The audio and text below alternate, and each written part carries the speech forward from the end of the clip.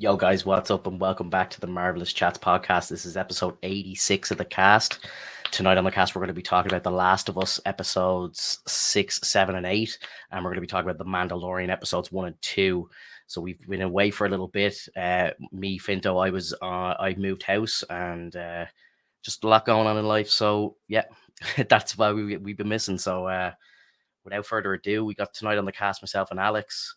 If you're new to the channel, make sure you smash the like button on the stream, drop a subscription on the channel so you can come back and see future broadcasts. All right, here we go. Alex, what's up, dude? Hey, how's it going, buddy? I'm doing good, bro. How are you? I am currently stuttering on the screen. I know, I see that. I see that. Um, you've got a hat on for anybody that's watching us on YouTube. You got a hat on. It says "It's my birthday," so happy birthday, bro. Thanks, man. Hopefully It's this gets better and I don't look all choppy so that I can actually give a proper thank you. yeah. It's been a little bit, we haven't been live in a couple of weeks. Just, a lot of real world shit going on. I just moved into a house. I know you're still in the process of a move as well. How are you settling in? Are you're all done now, are you? Or are you still kind of in moving mode? I'm still currently in moving mode and I'm trying to get all like everything set up properly in like the room itself. It's not moved around properly. I'm gonna change it so that the camera or the setup is like facing the window, and Yeah. then ultimately having everything like shifted that way, pad everything on the walls, go ham, see if that helps a lot. Because I was playing a few games with Max Luthor last night, and we were just playing some Modern Warfare too, because I was like, I'm in an FPS mood. Yeah. And just the moment I start feeling like I'm yelling like I'm not yelling because I'm angry, I'm just yelling because I'm excited, like I'm having fun. Yeah. And then I'm like, oh shit, I can close my door now. Like it's pretty Yeah. nice. Yeah. Yeah. Like I'm on a completely different floor to the rest of the family. They're like sleeping below me now. So I have like 48 like soundproof pads that I want to put into the room and try and like soundproof these back walls and maybe the corner wall here as well.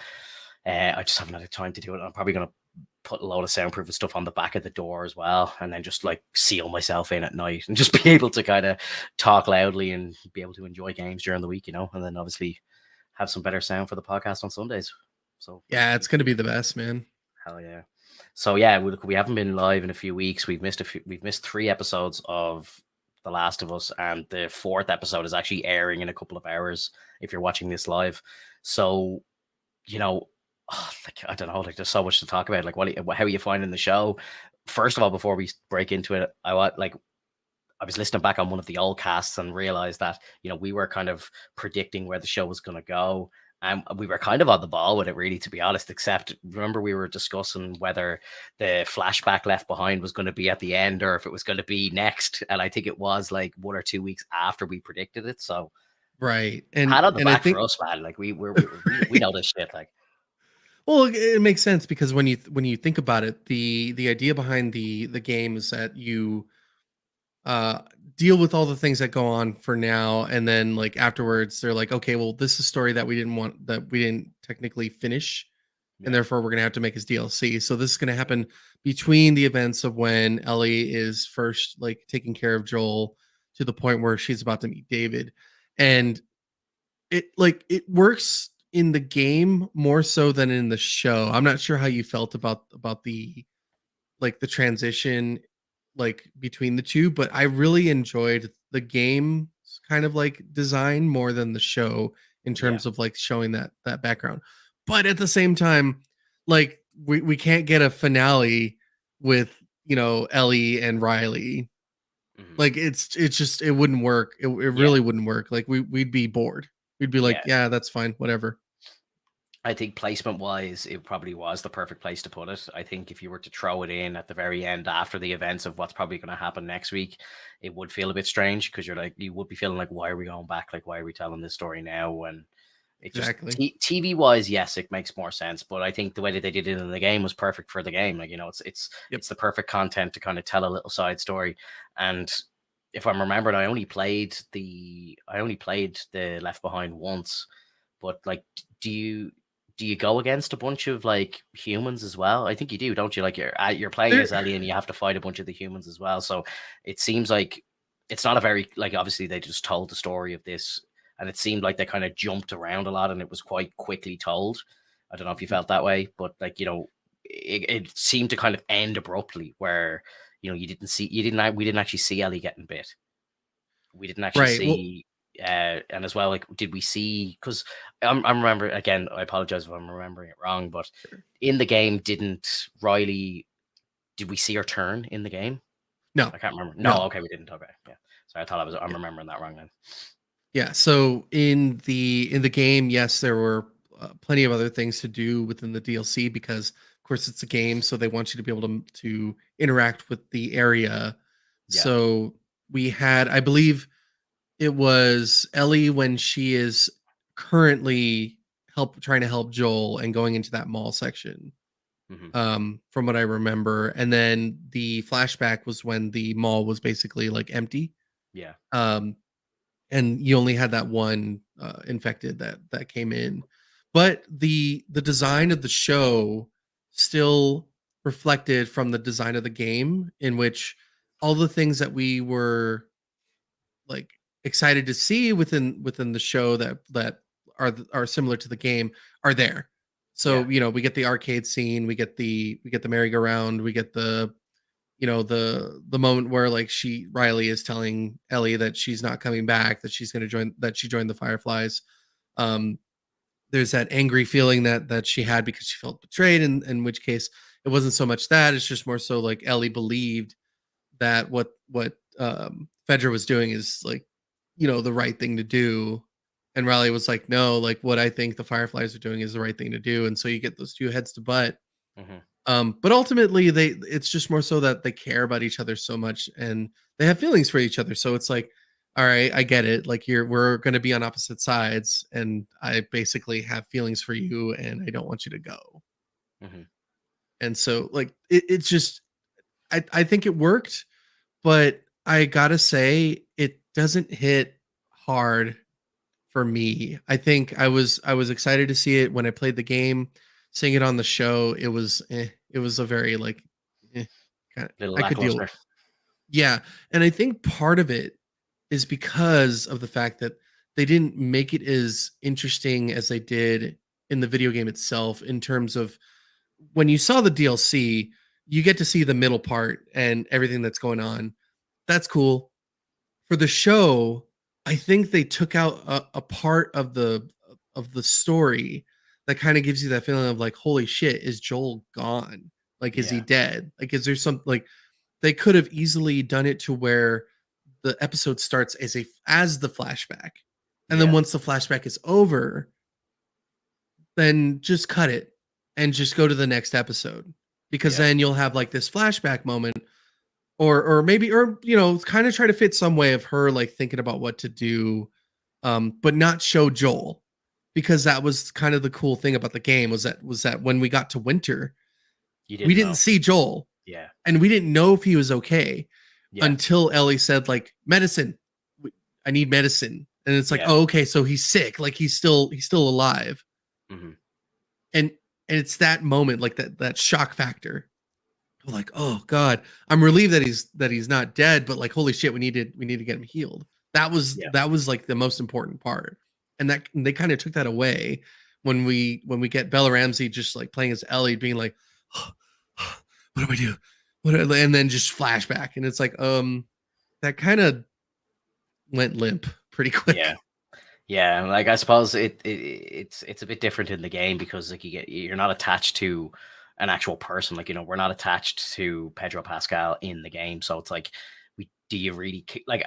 Of course, you care that Joel's dead or not, but like you don't really know. Whereas a lot of real world shit, like you're thinking like, there's no way they're killing off Pedro Pascal in episode 6, like or 7, like you know what I mean. So yeah, you know he's going to be okay, and obviously the fact that like we've seen the game already, so you know Right. what I mean? We know where it's going. And but I would love to view it with like brand new eyes and not know the game story at all, because then I would be wondering like, oh my god, is he dead, is she on her own? Like, so I suppose there's probably is people that are thinking that who have never played the games and are watching this show. Like my parents are watching it, and I'm like, obviously they have no idea about the games at all or anything like that. So I'd be curious. I'd love to sit down and watch an episode with them and just see what they're kind of thinking as they're watching it, you know. Right. It's kind of funny that you mentioned that because I have Katie watching it with me, and she doesn't remember anything that I showed her from the game at all. Yeah, So it's basically like a brand new show to her. She has no yeah, idea how it's going to end. So when it got to the point where Joel gets like stabbed in the stomach with like and has like that gash wound, yeah. and the scene cuts and it's credits, she looked at me and she goes, "He's not dead, right?" Like, and I'm like, "You're gonna have to watch the next episode. Like, I'm Yeah, not like gonna spoil it for you." I like that you say that. Yeah, yeah. Because like my girlfriend tells me all the time, "Did that happen to the game?" And I'm just like, "No," or yeah. The the the only time I ever say that is when like it's nothing that's going to be Pivotal or like whatever. Yeah, pivotal or like a spoiler, yeah, because I'd rather she enjoy like that feeling of like, oh my god, this is so new to me. yeah, yeah, The only other times it's like after everything's going on, if it's kind of quiet, I'll be like, so that happened in the game. yeah. It's pretty fun. Epic. Yeah. Yeah. So episode 6, I there wasn't really a lot that happened in episode 6. If I'm trying to remember back, because obviously it was like nearly 4 weeks ago at this stage. But the episode was called Kin, and it was when Joel and Ellie found Jackson. Is it Jackson? What's the name of the camp called? Is it? I can't remember. I I think think it's it's probably Jackson. Yeah, I think it's called Jackson, and that's where like Tommy is, and you meet his new wife and so on, and you see he's changed and blah blah blah. But like that episode wasn't really too great, to be honest. So I can't It even think of any massive moments that were in it. right. It was definitely like a part of the universe that like we know and love in terms of like that portion in the game. But Yeah, like it's hard to translate that when you're not trying to fight other humans and of not course. Yeah, having like to deal with a raid or anything of that sort, yeah, because it, it it's just like we talked about a long time ago with Pedro Pascal. Pedro's like, I'm an old man. I'm not going to be crouching or doing like a bunch of fights or anything. yeah, And so that's what they kind of did at the very beginning of the first two episodes of the show, was to kind of set in stone. No humans know that we're around. No humans are going to be following us. There's no military police whatsoever. There's some infected, which kind of bugs me a little bit, but I mm, get it. Like they're just trying to talk about the story, the journey itself, because when you really think about it, after all the killings, after all like the infected encounters that you have in the game, the most important part that we've always remembered was the story. yeah, yeah, And for sure. it really emphasizes that, doesn't it? I think so. Like again, I to kind of shout out the official podcast of the show. Like they do talk about this stuff when they're breaking down the episodes. So highly recommend anybody who hasn't listened to it, like give it a listen, because they go into some deep detail on each episode. But they do speak about that in the show. That when you're telling a story through the medium of TV, it's very different. You can like shift the focus from the main character to side characters to people that you wouldn't give a shit about when you're playing a game, like and that's why they told the Frank story with, oh my god, what's his name, Bill. You know what I mean? Like in the game, you meet Bill, and you do a lot of more. There's a lot more interaction with Bill, but you don't meet Frank at all. And in the game, you don't really care. Like it's not a pivotal point. It doesn't really matter. Whereas they get to tell a beautiful story with the two of them in the show, Right. because you can actually shift the focus. And it's the same when you're meeting Tommy and you're meeting his missus Maria and you're meeting all these new characters. You're able to actually take a sidestep and actually tell these stories. Whereas when you're playing the game, it's just like let me put the controller back in my hand. Let me play again. Let me start killing more people. So Right. or let me Well, start like stabbing zombies. and I agree with you with that. I think that the only thing I would say is that when it came to Frank in the game, it was that moment where he saw like Frank hanging from the ceiling, and Mm, he's like, he was my partner and whatnot. It's not so much I was feeling sad. It was more so I was like, man, that fucking sucks. Like, it was just more like that kind of feeling, like, Yeah, yeah, damn, that sucks. yeah. But in the fucking show, it's like we're gonna make him cry like a little bitch. Like, For sure. like, we're gonna give the most like heartfelt relationship story ever. That just makes us all feel like, man, I can't wait to have that with my significant other. Yeah, for sure. Um, I was just looking at the ratings of the show there, and like Left Behind got a 7.4. It's like one of the lowest rated. If I think it is the actually, it is. It's the lowest rated episode of the show. Mhm. And I can kind of understand why. Like, it is like a complete sidestep, and like the pace is just completely like thrown backwards. Like, it did feel like an absolute, like, I saw people who are kind of normal fans saying like it was just complete bullshit filler and all this sort of stuff. Like, and I get it. I do get it. I enjoyed the episode. I wouldn't give it I'd put it up with the rest of them. Like, to be honest, like, I think it's as good as the rest. I'd give it like a mid to high 8 out of 10. But like, to move on to episode 8, which was last week's episode, like, that episode was mind blowing. Like, it was so good. For anyone who doesn't know, the actor who did the voice of Joel in the game, Troy Baker, who's the host of the official podcast, he was in the episode. I thought as well, because I had heard about that he was going to be in the episode a long time ago, and thought to myself, oh, he's probably going to have a tiny little cameo, or he'll be like an extra in the background or something like that. But he had a pivotal role in this episode, and he was incredible. I don't think I've ever seen him act in anything else. And if I have, I didn't realize it was him. Obviously, he does a lot of voice acting, but the dude can act in front of the camera as well. Like, he was brilliant. He was so good. 100%. Yeah, and Bella Ramsey as well. Like, tip of the hat to her. Like, she had such a fucking epic performance in the latest episode. It was insane, absolutely insane. I was like, after to skip to the end of the episode, but where she actually breaks free and she's like stabbing David or Dave or whatever his name is, and it's just, oh my god, like the acting out of her was just god tier. It was incredible, like 10 out of 10 stuff. And she put a lot more emphasis on the emotion behind like killing David, which Yeah, I thought was really nice. I think that because it's not the exact same thing as the game, like you have to kind of add a little bit more like emotion to it. Because it's the same thing. Like, in the game, we've been on this journey.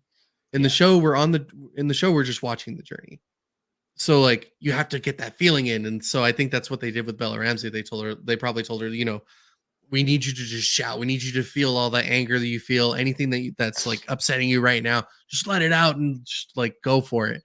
yeah. And she did, and it just killed. Like, it was fantastic.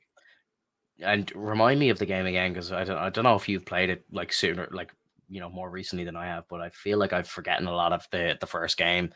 Did they do the whole kind of, because you get a real kind of grooming vibe off David, like, he becomes a little obsessed with Ellie, and he nearly wants to make her like kind of his queen, like, and I don't know, was that happening in the game? I don't remember. Yes. Yeah, It was less apparent due to the fact that it was like there was I would say a little bit less talking in the game as opposed to the show. Yeah. You kind of feel it as you go along in the show, more so like as soon as you hear them talk, it's kind of like this very calm feeling of like, let her go, we need to keep her alive and whatnot. It's like, why? It's like but you get this feeling like there's something else that he has a different motive for. Yeah. Excuse me.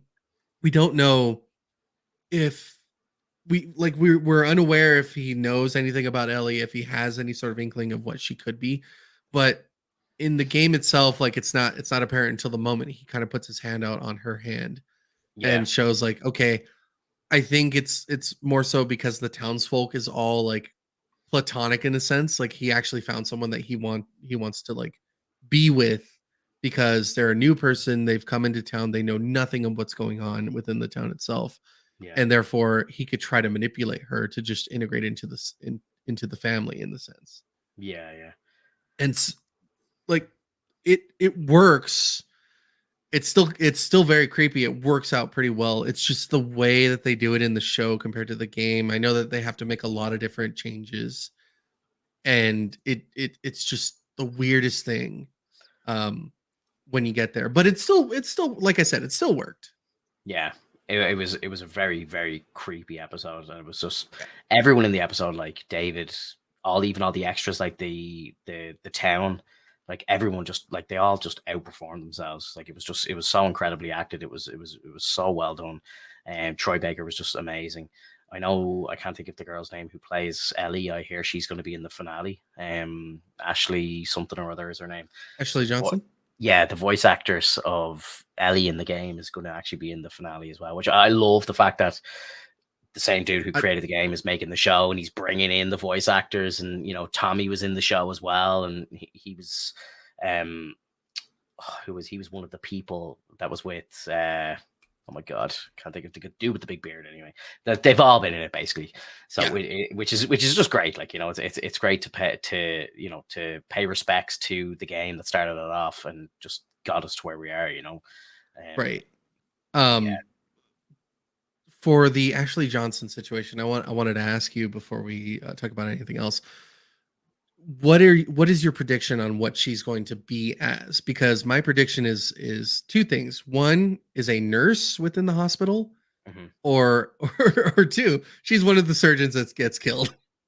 Yeah, so I think, and I don't know if this is real or not, but I could have sworn I saw a picture of her on like Twitter or something, and it looks like she's wearing like a lab coat. So I think she's going to be like a doctor, or she might be a surgeon. I think you're Okay. dead. I think you're right.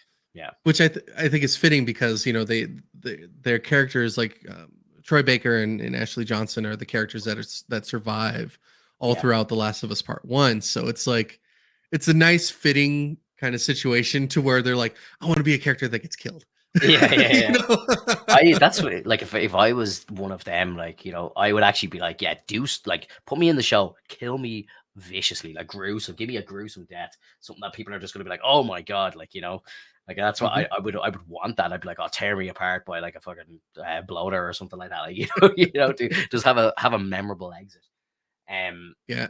One thing before we continue is Yeah, I feel that is a plot hole for episode 8, because they kind of discuss, like, not discuss it, but they kind of show what happens in the town from the game's perspective, and that the town is like freaking out and that there's like all this stuff going on.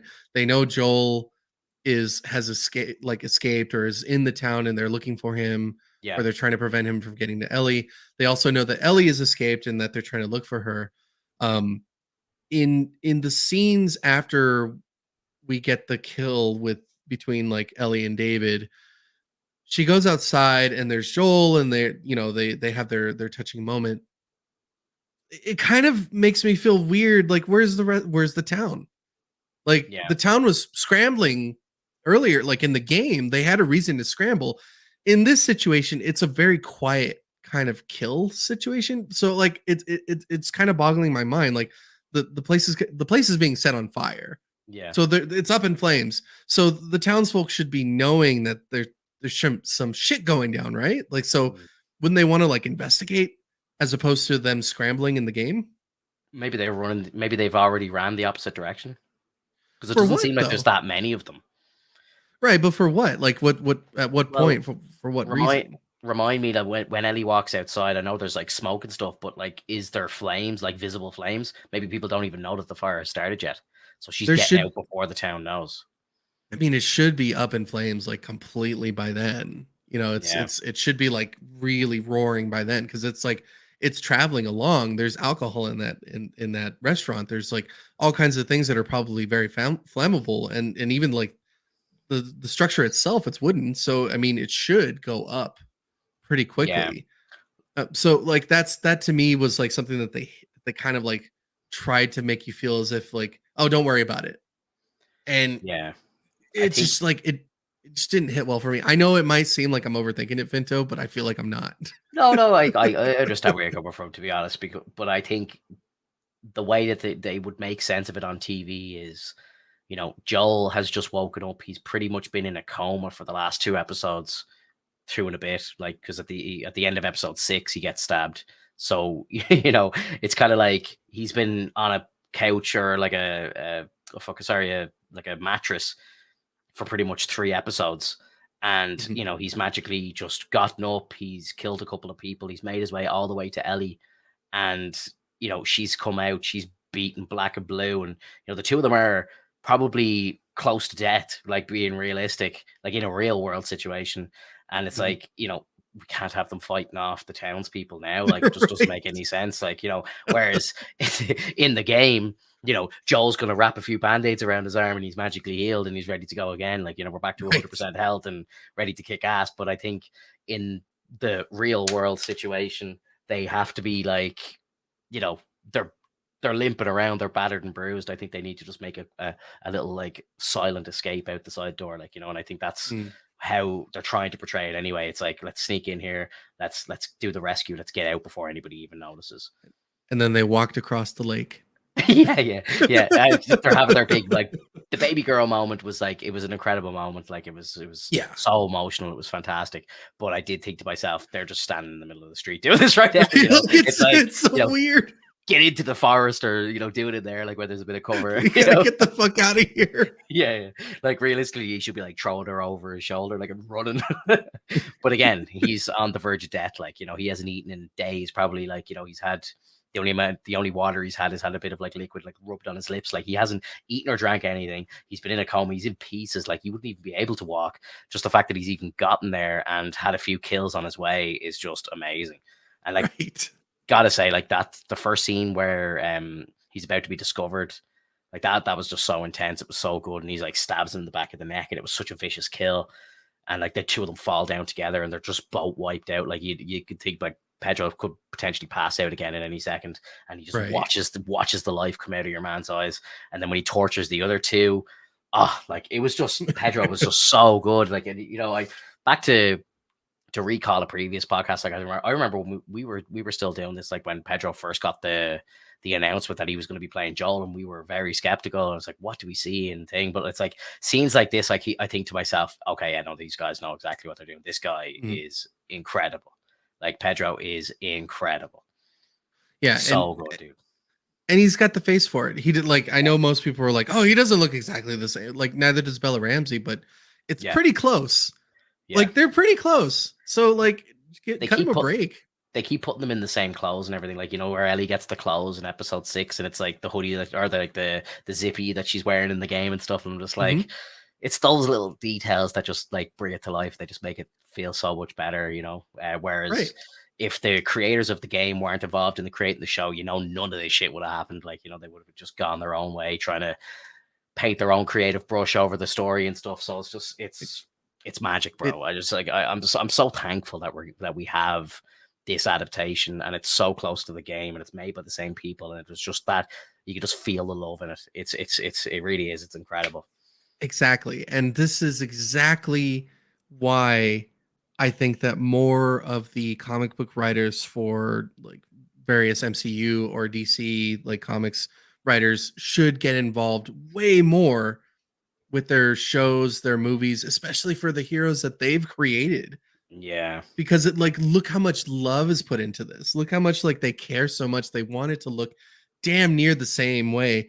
And I know that for like some comics, it's way too gruesome or way too sexual or way too like, such and such that like they can't completely do it that way. But look at how they did it. Like they still wrote around the fact that there's not a lot of combat, and we still are having fun with it.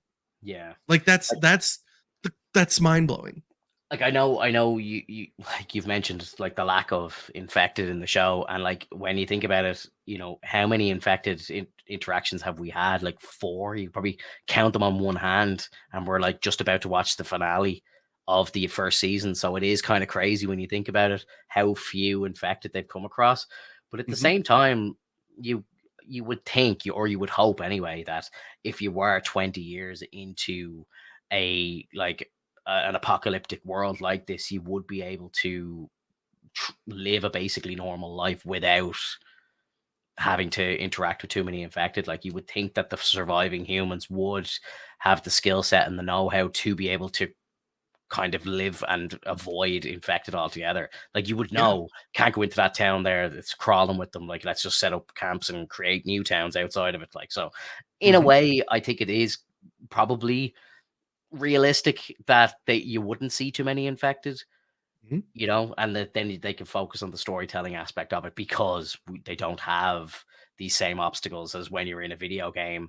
You can't have the player sitting around doing nothing, and Right, just exactly. watching cutscenes. Although I would enjoy that, but I can understand why most people are like, can I kill something now, please? I'm playing a video game. But yeah, I don't know. Like, I think the show is doing it justice, and like it makes sense in the decisions that they're making. Like, I'm not sitting here going, how have they not like come across more clickers and more ffected and stuff like that, Right. And so when you think about it, like when you wear something like a helmet or a suit of armor, it really like helps in those moments. It's like with the Power Rangers, right? Like when you had the characters like Tommy and like, Trini and all that, like they, of course they had a few choreographic moments like in the show, but once they put the Power Ranger suits on, like that's all a different team of people like doing yeah those scenes because they're designed to do so. They know the choreography, they also know the martial arts for it, like and it works that way. And yeah so when we think about it, as we're seeing Joel now with Pedro Pascal, if you were to compare him to Joel, or not Joel, but if you compare him to Pedro Pascal as the Mandalorian, you see that it's a lot different because there like it's a mask basically. yeah You can do whatever you want. You can have all that combat. that would be a beautiful transition into the Mandalorian, but I'm gonna hang back a minute, okay? Usually I love when you do this, but I usually let it roll. But I do want to ask one or two more questions about Last of Us before we naturally roll into the Mandalorian, but that would have been a perfect transition. um, what I wanted to ask you, first of all, was like, do you have any predictions for the finale and how it's gonna go? And like, I suppose, what do you rate this? Like, because like, again, just to put you in my mindset, like, so I've been looking at like the IMDb ratings for every episode, Mhm. and the finale already has people who have already seen it, and it's showing a 9.8 with nearly 1,000 reviews, which is almost a perfect episode, which is fantastic.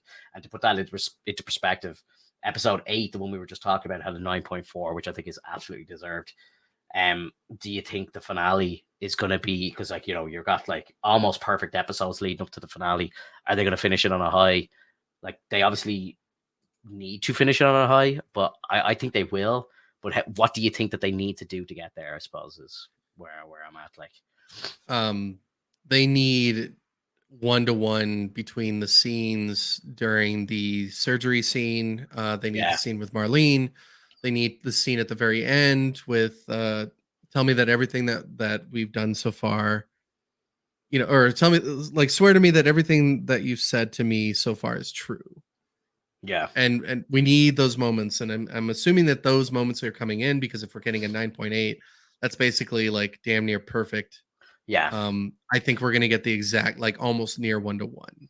I think so too, And and I think that's not just like a pipe dream, because the show so far, and like, you'll see all these videos on TikTok and all this shit. Like, people are like putting the dialogue side by side and putting screenshots side by side of the game and the footage. And there's been plenty of times throughout the season where we've had like one for one adaptation of the game. And I think you're right. Like, the last episode, that last level in the game is just so intense. It's so beautifully told. It's just, and they need to just do that one for one mhm.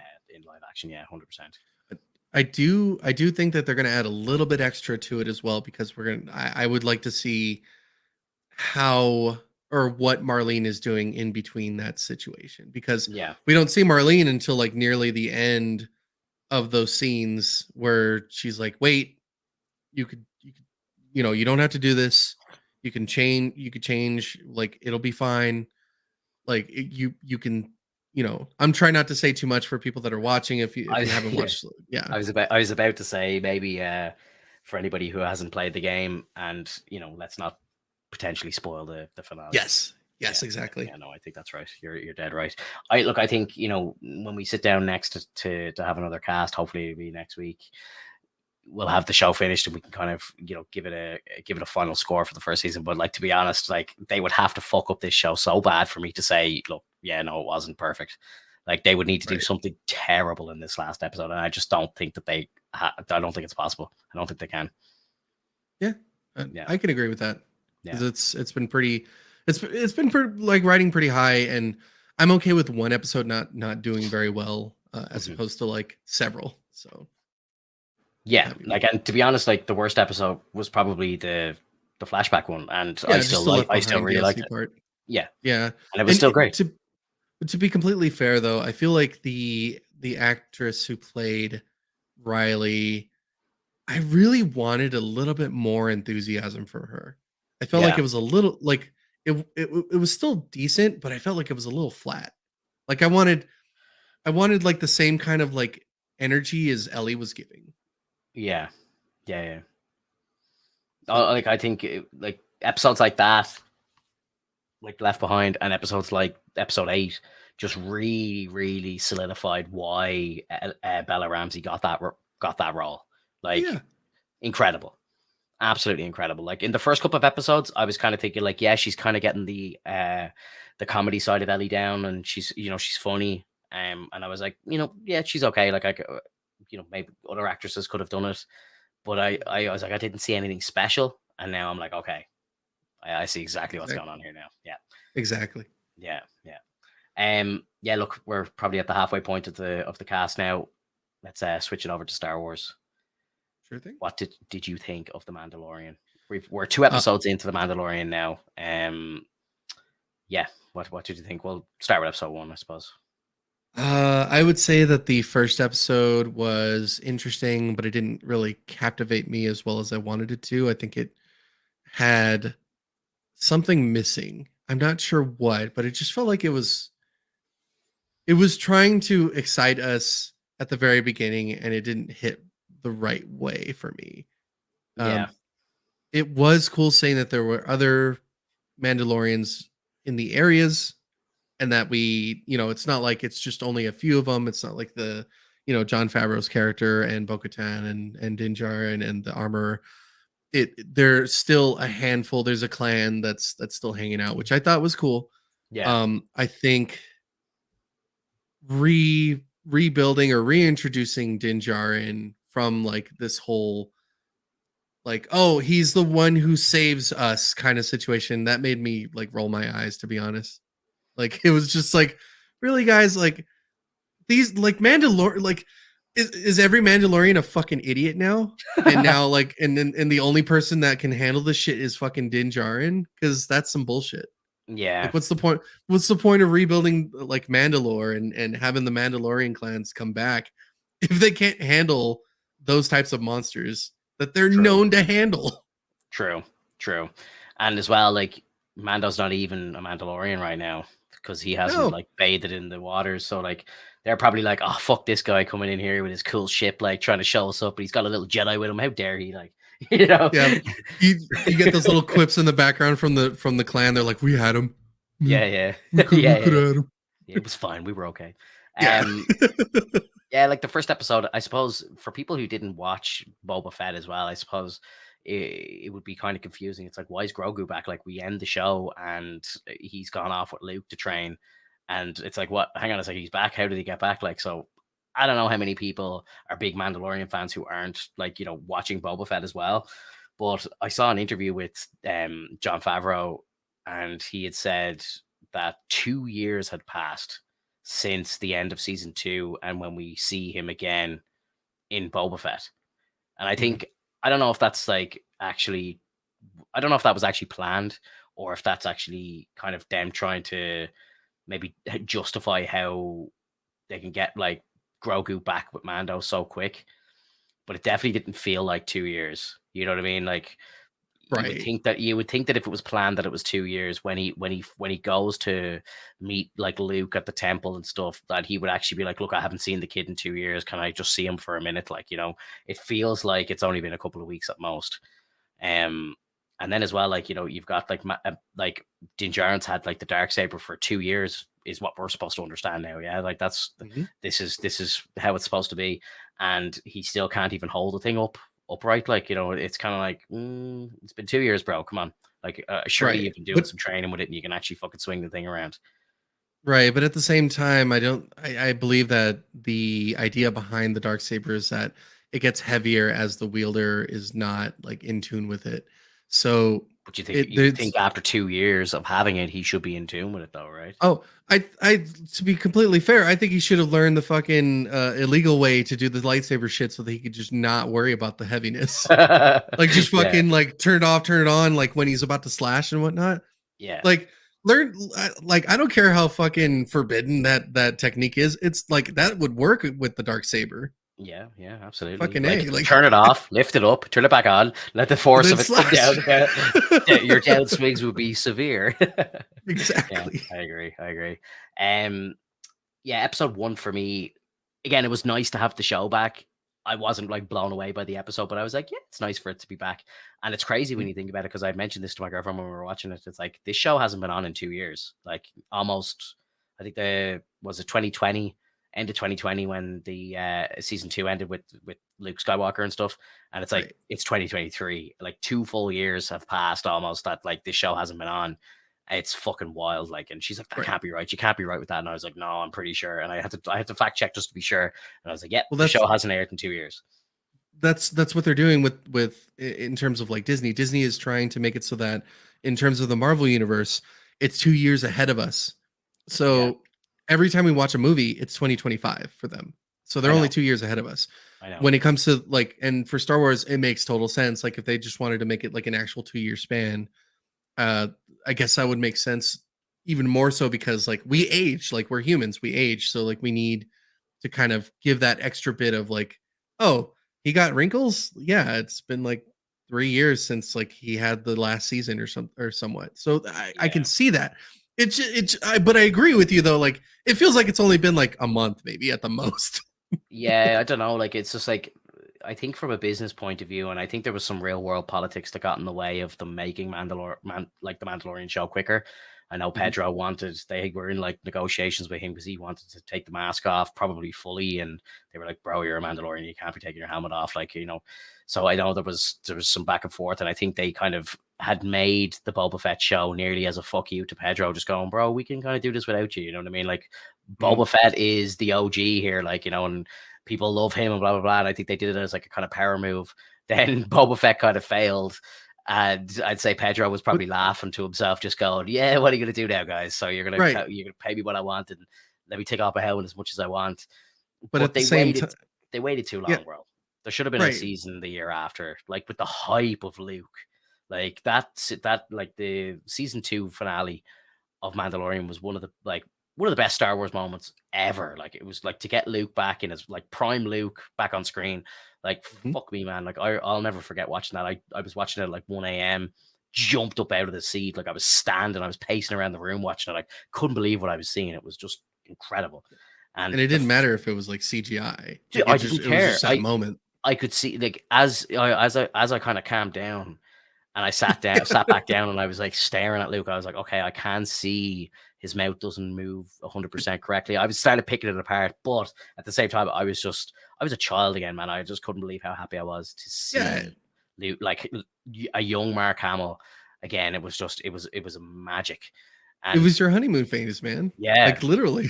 oh, dude, like, but and then for them to take like a 2 year break, I just think like from a real world point of view, like that's wild, And now I Mhm. don't know if it's like the hype has died down. So when the show came back, I was kind of like, oh yeah, Mando's back, it's cool. But I was like, wasn't in that kind of hype level because it's been so long. Mhm. Whereas episode two rolls around, and for me, I'm like, okay, right, we're kind of getting back into full swing of things here. Like Bo Katan in that episode was fucking incredible. Like, when she grabs the dark saber and she's like actually using it. I was like, holy shit. I was like, this is amazing. Mhm. Absolutely amazing. Loved it. And Grogu going to like Grogu using the ship, and we get our R5 as well, and it was cool. There was a lot of really cool like tips of the hat to like the animated series for like you see in Bo-Katan in action. Like that was kind of people who watched like Clone Wars and Rebels and stuff like that. Like I'd say they were losing their mind watching live action Bo-Katan kicking ass. And then like you've got um what's it called? Oh my god, I can't think. I had another point there to make it. I've just completely lost it. But yeah, like man, the show is just great. Like, it really is. It really is. Yeah, Um, 100%. and I don't know as well. Like, I got a brand new TV. Like, I didn't have it for episode 1, but I got it the weekend after episode 1, and so like this week I had the new TV, and my God, man, 65-inch OLED. Oh, I'm sitting there watching the new episode, and I was like, is this like some of the best Star Wars I've ever seen, or is the TV just so good? I just couldn't, like, the bit at the start where you went to Tatooine and like the fireworks are going off and everything, and then Yeah. I was just like, wow, this is just beautiful. And then, like, when they get to Mandalore, I was just like, oh my God, it was just so breathtaking to watch. Like, this new TV that I have is just mind blowing. So I can't wait to I bet, see. man. I can't wait to see a new episode of Last of Us on it now for the finale, and I can't wait for just to watch the rest of Mandalore. And it's amazing, bro. It's absolutely amazing. Yeah. So visually, I think this episode. Now, I don't know. I'd love your take on it, but I thought visually, and I don't know if it was just the TV, but I was like, holy shit, this episode feels like so much better than like other Mandalorian episodes and even other Star Wars TV episodes, because Mhm. again, I don't know if I'm just seeing what I couldn't see before on the old TV, but did you get that feeling, Law, when you were watching? Like, did it look like that they put more effort into CGI and stuff like that, and like the effects and everything was better than previous, or is that just me? I feel like they did put a little bit more effort. They definitely put more effort on the props. Yeah, That's what I was really feeling was that the props were really kicking it into high gear. I think that the show definitely heard a lot of the feedback from the fans and realized, like, hey, Star Wars is really good with their prop making, with and a little bit with their CGI, and when they can meld the two, it just ultimately looks fantastic. And I love the scene with the little mechanics underneath, yeah, and how basically they're like, we need you to work on this, and they're talking in their language, so like, we can't do this. And yeah, then you get Carl Weathers is going, he said he can't do this, and yeah. it was fun. And then like the I heard you kind of situation, which nice little joke. I Did you watch episode 9, the movie? the movie Star Wars episode 9, the film, The Rise of Skywalker. yes, but I wasn't really paying attention too much because I was like, ugh. Yeah, it was terrible. But there was a there was a character in it who's one of those little aliens called Babu Frick, and I think they don't know if it is him for sure. I don't think, but I think people are saying I presume that this is Babu Frick, like, but he's probably Mhm. one of the best characters from the sequel trilogy. So it was cool that they brought him in. So they're kind of tying it into the sequels a bit more, which I'm a little Yeah. afraid of, because obviously I don't want this all to end and then for it to be like now go watch the sequel trilogy, which was so bad. But like a lot of the OG and prequel fans are kind of saying, oh, maybe the Mandalorian's the saving grace, and they're going to go back and they're going to kind of like retcon the sequels and all this sort of shit, or they're going to Mhm. move into a different timeline or some bollocks. Like, but it's like it's probably all leading to the sequels. Like, we kind of know that's going to happen, but Did it'd be they interesting to see, can they like, because like sometimes when you see a bad movie's coming, but right? it's like they could lead into it so well that it kind of nearly saves it. So Mhm. like sometimes I think that's going to happen with a lot of the stuff from Phase 4 in the MCU, for example. Like, I think where we end up might be so good that it might like make you more inclined to go back, like Loki, for example. Like, Mhm. when season 2 comes out, I think season 2 is going to closely tie into like Deadpool 3. So by the time that comes around, you're going to be like, oh shit, I want to go back and watch it now. And even after like Jonathan Majors has made his kind of cinematic debut, you're kind of like, oh, I kind of want to go back and watch like the episodes with Jonathan Majors in them now. Like, so it's like Right. they kind of all like help each other, I suppose. Yeah, and I mean, like, it would, in my head, I'm thinking like that would really suck if it just ties into the sequel trilogy. But correct me if I'm wrong. Like, did they say that they were gonna like connect it all together, and that the sequel trilogy is the sequel trilogy, or like I think have they that been is. talking about like rebooting it? There's definitely no talks of rebooting it. I think they will actually tie it into it. So like where they are in the timeline now is they're kind of a couple of years, probably 5 or 6 years now after Return of the Jedi. And then what's going to happen is, you've got a 30-year gap up to like Mhm. the what's it called, the Force Awakens. So like I think they've got a good few years of stories to tell, but they could do like a little time jump and then tell a story of, you know, maybe a Luke series. They could go Mhm. into more Boba Fett because you know it's safe to presume that by the time you get around to the sequel trilogy, like Boba Fett's dead, Ahsoka's dead. So maybe tell all those stories of how all those guys die. Like that Yeah, could be a cool way to kind of tie it together. And if you tell these stories incredibly, it might soften the blow of the sequel trilogy in a way, you know. yeah, Um, so like I think they could kind of soften the blow. You know, if you do Tron right, and I heard like Star Wars Theory to give a shout out to him. He was talking about this in one of his last podcasts, but he was saying like, you know, they could do like a what was your man's name? Snoke, the guy in episode 8 who like died. right. But he had such a good start. He was like a really cool character, and then they just kind of abruptly killed him in episode 8. And you were kind of like, what the fuck just happened there? How's he dead already? What the hell?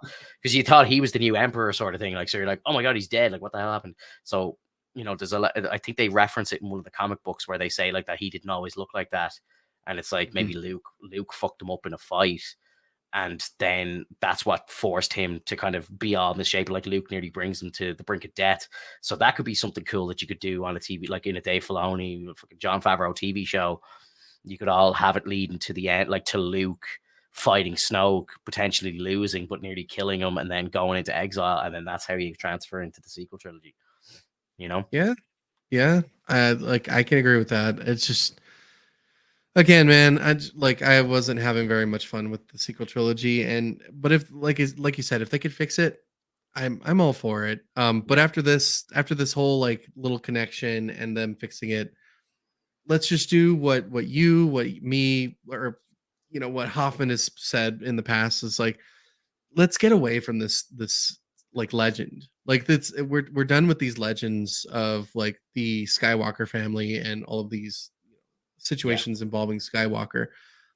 You can see clearly that people like having stories within the Star Wars universe being interesting, yeah, and to base it too much on like this connection with the Skywalker family mhm, seems to start to like very like muddle it. And yeah, so it like seeing that finale in season 2 was fantastic. It was like the best way to have a Skywalker person like come in and like have a reason to be there. But yeah. other than that, you can leave it alone. I'm I've having got fun with the Mandalorian. I've got some bad news for you, dude. Is there more Skywalker? So apparently, rumor on the streets is that they're going to actually be doing more movies with Ray and so on, and potentially even Poe coming back as well. So they're going to be moving back, like they're going to do sequels to the sequels, basically.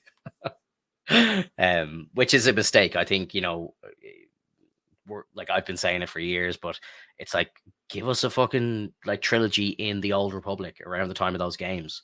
Like Knights of the Old Republic games are incredible. The storylines are amazing. If you've played them, you know exactly what I'm talking about. Yeah, and then or you could go like way into the future. You could go 500 or 600 years into the future, and you could still have Grogu around. You know what I mean? He's the new Jedi Master. He's in the new temple, and then you just do a completely new story, and then like you have Grogu telling tales of the Skywalkers and so on, and when the balance came into force with Anakin and blah blah blah. You could To go back and just reference all that crap, but then everyone's like, imagine like you could hear the kids talking in the temple about like Luke Skywalker and stuff, and Grogu to be like, he trained me before, like, and you'd be like, kids' right. minds blown and everything. Yeah. It'd be so cool, dude. It'd be so cool. I That's the way they do it. It's the way to do it, to be completely honest, I'm tired of the Jedi. I think I really want to hear some Sith stories. I and really you I would will, sir. love not but like hear me out. Hear me out. This is what I want.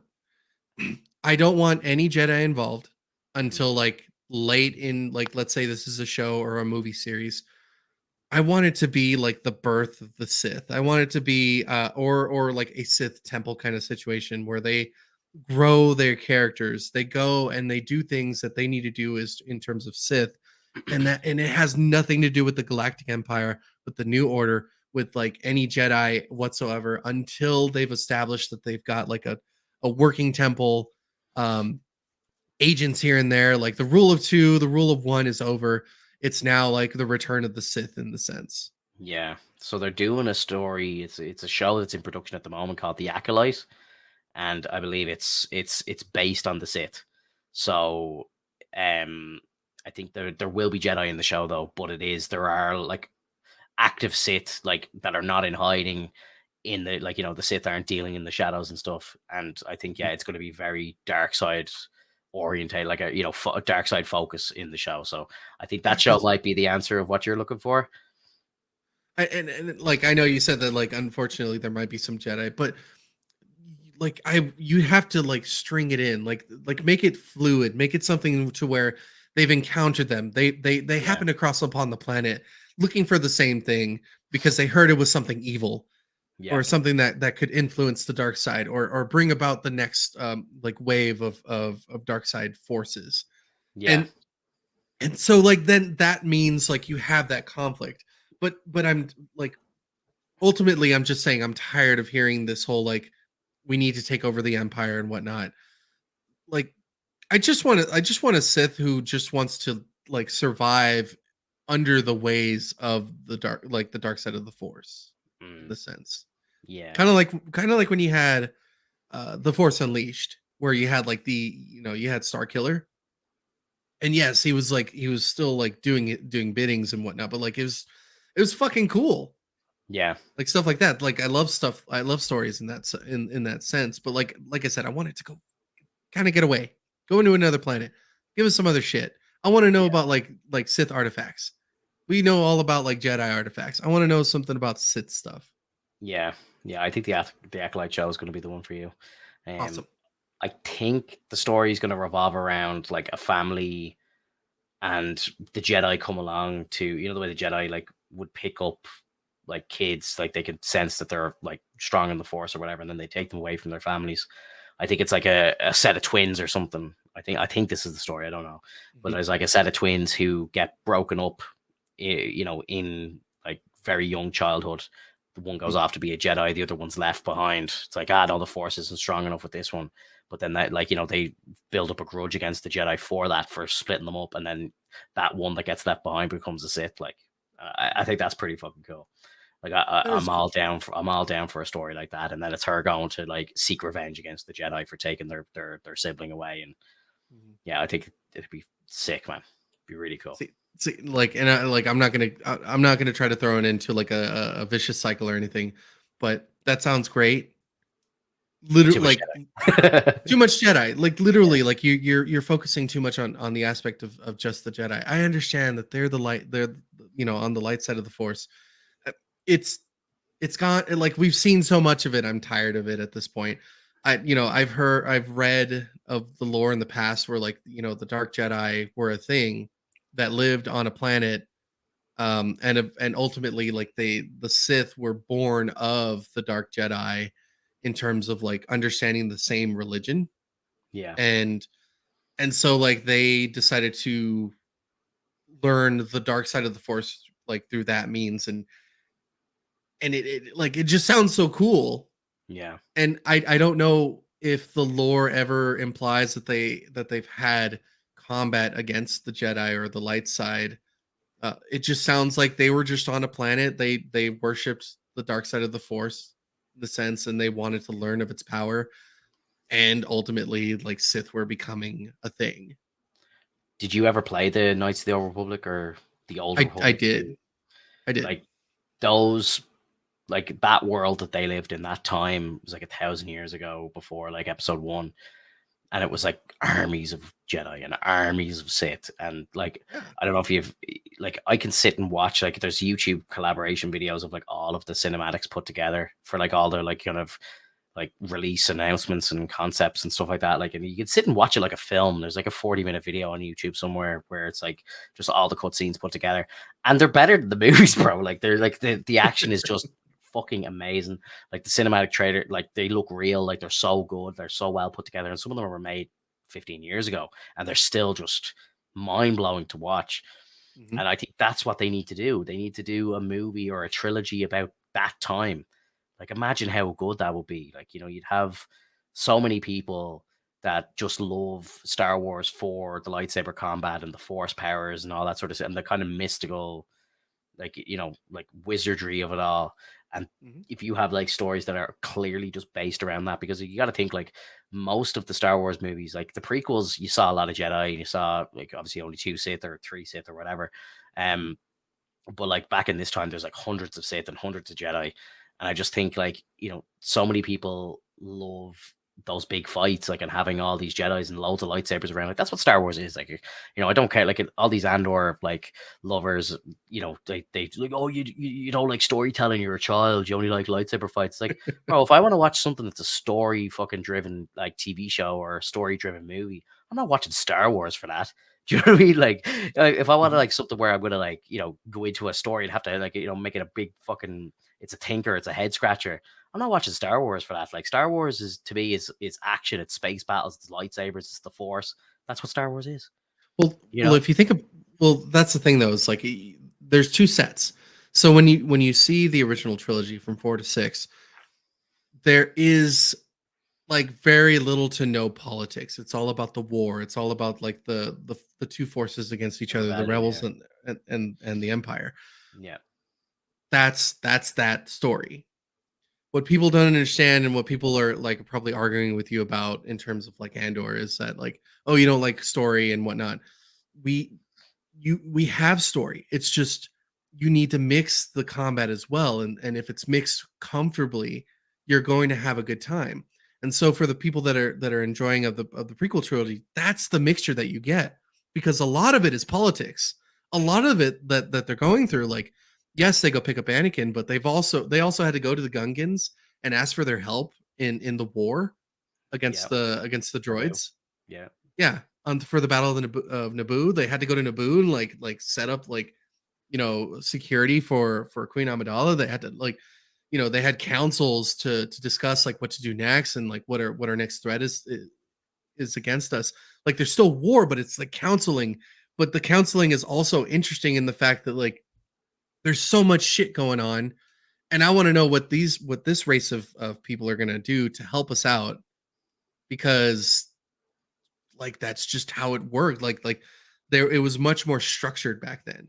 And so like that's what you see is like the downfall, and then like episode 4 through 6 being the just the chaotic part of it is just like no, there's no more politics. We're here to just fuck your shit up with the empire. yeah. The Like dictatorship I thing. right, because like by the mid section of the third movie, like you're in the council, you're having these discussions, like, and they form, and Palpatine manages to form the first galactic empire, and that's when the start of like the galactic empire starts. And it's like it's poetic and it's political, but it's done in a way where it's like you don't even care. You're like, holy shit, like it's happening. Yeah, We're going to have the purge of the Jedi, like we're going to have Order 66, we're going to have like all this shit go on that's so like game changing. And I think that's what kind of lost us in 7 through 9. There was no change.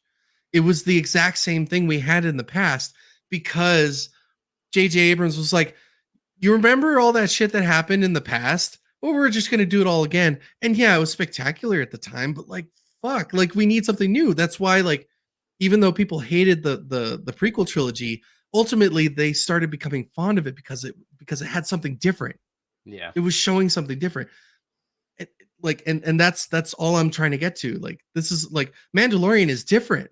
Like as much like I know that we had the Jedi and we have Grogu, and Grogu's like force sensitive and whatnot, but like we're not entirely focused on Grogu anymore. This is about Din Djarin yeah, being a Mandalorian. Like he wants to follow in the ways of his religion, and so we're getting in that introspective, as you can see in episode 2 when like we see Bo-Katan and Din Djarin having this conversation. Boca's like, I don't give a shit.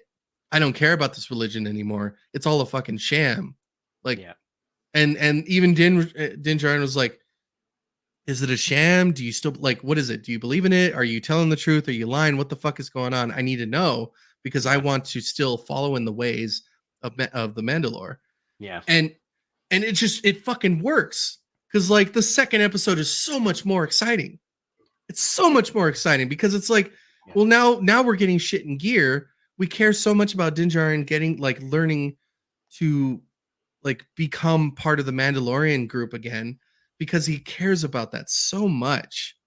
And Yeah. Bo-Katan is like amazed by it. Like you can see how she's ultimately starting to understand like holy shit, these people would be lost if not for our help in the sense. Like you like it's just I, I'm going crazy. Like it's so good. Yeah, like I think, Din's he's kind of realizing that maybe he is part of like a cult in this episode, I think, because Yeah. he's walking around Mandalore and like Bo-Katan's like, yeah, of course I've been here. Of course I've seen the bit like, I've seen the waters, of course. I saw them as a child. I was royalty on Mandalore, and I think he's realizing that like, they only ever hear the tales of all this stuff and like he's part of a cult that's been like exiled from Mandalore long before the fall of it. And it's like, I think like his whole belief system has to be kind of shaking at the moment, like because Hmm.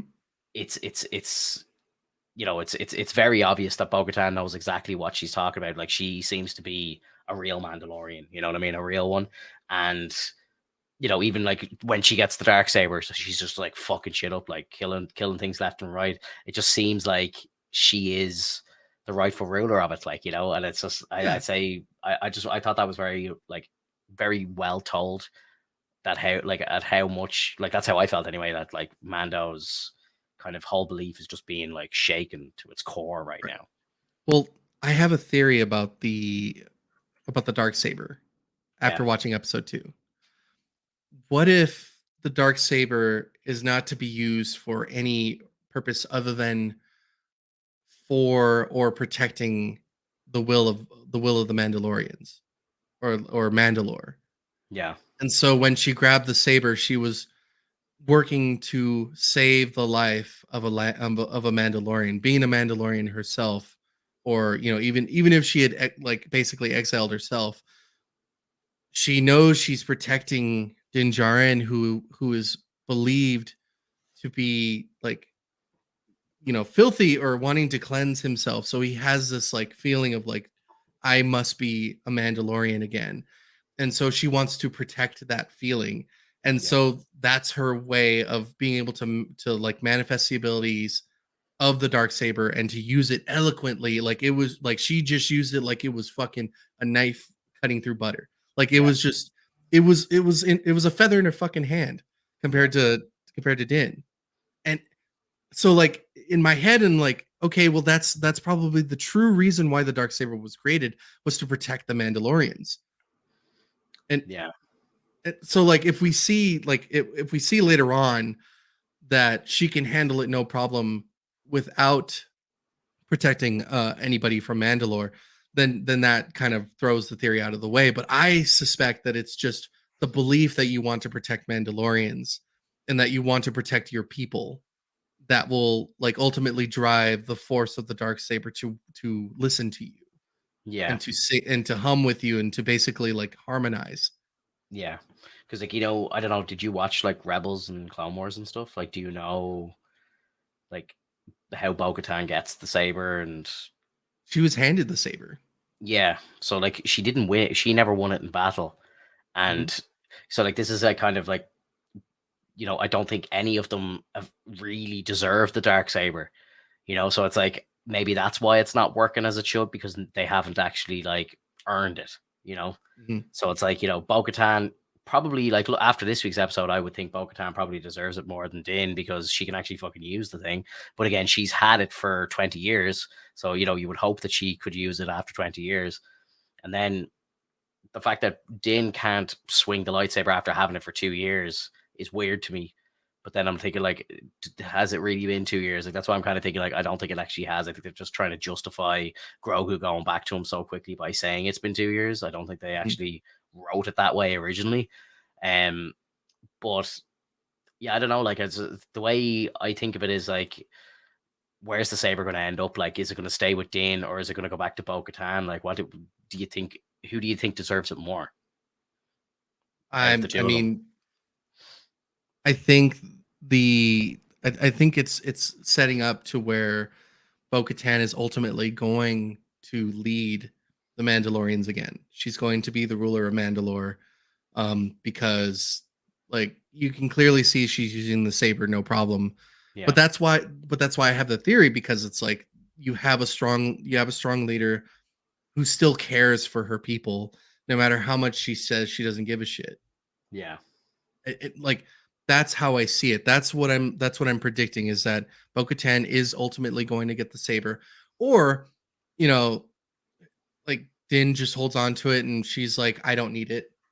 You know, thanks, but I don't need it. And they could just hang it up as a trophy. That would suck, but I can see that happening as well. Yeah, well, I think like the story is the person who holds the saber is the ruler of Mandalore because the Right. first Mandalorian Jedi created it, and his name was Tar Vizsla. And Mhm. I don't know if you know this, but John Favreau's in the show. He's the Mandalorian from who He- was in the Boba Fett episodes, and he's A a descendant. descendant of Vizsla. So Yep. it's like, imagine, and I don't think this is going to happen, but imagine if John Favreau wrote himself into his own show as the true wielder of the dark saber. Oh, I would fucking love that. I think that would be like the best ending ever. Because he Yeah, takes off the yeah, yeah, like it's yeah. And like, imagine it was me all along, and it's John Favreau. Like, could you imagine? Like, fuck you, Star Wars fans. and then with my right hand man, and then Dave Filoni Yeah, takes his yeah, helmet yeah. off. He's been the armor the whole time or something. He's just been using a voice modulator this whole time. Oh, dude, that'd be so fucking funny. I'd love it. But like, honestly, though, like, yeah, I don't know. I think because like if you think about it, like Bo-Katan had the dark saber stolen from her by uh Giancarlo Esposito's character. God, I can't think of his name right now. Oh, Moff Um, Gideon. yes, Moff Gideon. Yeah, so Moff Gideon stole the saber, so he didn't earn it. Then Din beats him in combat and technically earns it, but has he earned it if it hasn't been earned by Mhm. the previous person or the owner before that? You know what I mean? So it's like, oh, it's like Right. it's so hard to know. And then I think was it Sabine had it before Bo-Katan. I think she won it from Darth Maul, if I'm remembering the show Yes. correctly. But Darth Maul had it. She beat him in combat. She becomes the ruler, and then she gives it to Bo-Katan. So like it hasn't actually like officially changed hands in a long time. So Well, I mean, what constitutes the change though? Like like imagine thinking of it in this way. Like Din Djarin was like, I surrender it, like it's fine. And he tried to give it to Bo-Katan and she wouldn't yeah, take it. yeah. So But she took it before. So why is right. she taking it She again? It's kind of weird. It's kind of like, well, you took it from Sabine, okay? Why are you not taking it now? Well, it might turn into a fucking Harry Potter situation where Harry actually disarmed Malfoy and took the great wand, and so now he's the rightful ruler of the Elder Wand. And so, Yeah, like in the sense, like Sabine surrendered the blade to Bo-Katan, therefore Bo-Katan claims victory as the rightful ruler of Mandalore, and therefore because it's stolen, it wasn't taken in the way that it should have been in terms of combat or like rightfully taken, and therefore there was no person before Bo-Katan or after Bo-Katan that could like successfully wield it, because mhm, Bo-Katan was technically the rightful ruler because she was surrendered the blade. and yeah. and so like that's what my other theory is that the blade was surrendered. The blade's like, I'm okay with that. But didn't And so didn't that's why Moff she's able to swing it. didn't Moff Gideon though handle it pretty well? If I'm remembering back to seasons 1 and 2, I, like he I used it pretty easily. Like you didn't see him struggling with it. I mean, we could like replay it some other time, Yeah, like I'm because pretty I like sure. I'm pretty sure because because now even that if you remember too, when he's actually fighting Mando in the last episode of season 2, what a banger episode! But he's like they're having some pretty good like combat in that episode, and Mhm. Mando's obviously using the Beskar staff.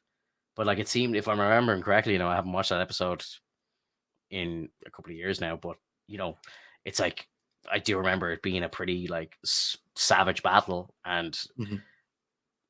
2 years on, I keep harping on this, but it's like it's been 2 years. How can Din not use the dark saber? Why is he? How's he still struggling the same way he was in the Boba Fett show? I just don't get it. I don't know. I mean, he doesn't have his heart in it. He doesn't care. He was willing to get rid of it, and so maybe the dark saber's like, well, fuck you. I ain't working properly. Yeah, I don't know. It's the saber is alive, like it's literally living because it like there's no reason that it wouldn't just work.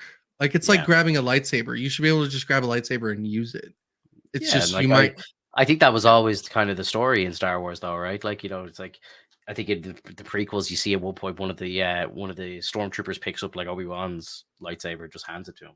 It's not Mhm. like, oh god, it's so heavy, you know. Right. Yeah. So So I don't like know. it's it, I don't know if this is a new thing or if it's just with the dark saber. It's like I don't know, something with the crystal. Who knows? I mean it's the only dark saber that's in existence. Yeah, So it it's a fucking toss up, man. Like I'm not too sure. yeah. Um We gotta watch more. We gotta watch more. Hopefully they explain this stuff. Like I'd love to know why Din is having such a hard time with it. And I know it was mhm. kind of explained in Boba Fett as well. Like, you know, the saber like reads you or whatever. But like I think, you know, maybe Bo-Katan will teach him how to use it or something, Mhm. or you know, maybe she'll like start sharing some wisdom on how she came over that hurdle. But I don't remember seeing her in any of the animations struggling with it. Yeah. I know Sabine did Uh, struggle with it if I'm remembering correctly. When she first started training with it, she found it hard to use at the start. mhm. But I don't know. Yeah, I need to rewatch that. I think that was in Rebels, if I'm not mistaken, wasn't it? Rebels is Sabine. Yeah. Yeah. Rebels with Yeah, Sabine. yeah. I'm just watching a quick clip of it. Like Moff Gideon is holding the damn thing as if it's like nothing. Yeah. So That's what I thought. okay, so now I'm just getting confused. Now I'm just like I don't know what rules that they're putting in it. This feels like some Exactly. kid shit now, like where I'm Because just like, he's not Mandalorian. You know what I mean? So if anything, it no, should be the heaviest for him because he's like right, he shouldn't even be touching the fucking thing, you right, know. And he was swinging it around like fucking nothing, like, you know. yeah, and so it makes me think like, what are the fucking rules then? Like literally, I feel like we're on a playground right now, Yeah, and motherfuckers are making rules up. yeah, It's like you punch someone, you're like, I use all my strength to punch you, and he's yeah, like, well, I just created a force field. It's like you didn't have that power before. Like, what the fuck is this shit? yeah. Yeah, dude. Look, let's wait to see more. But Yeah, have you got much time left, or do you need to wrap it up soon? I really got to get going. We've booked a hotel at a casino. Oh, very nice. And yeah, so we're gonna check in. Check in like was about 30 minutes ago. It's no big deal. Anytime we come in, Yeah. we're gonna check in. We're gonna get settled.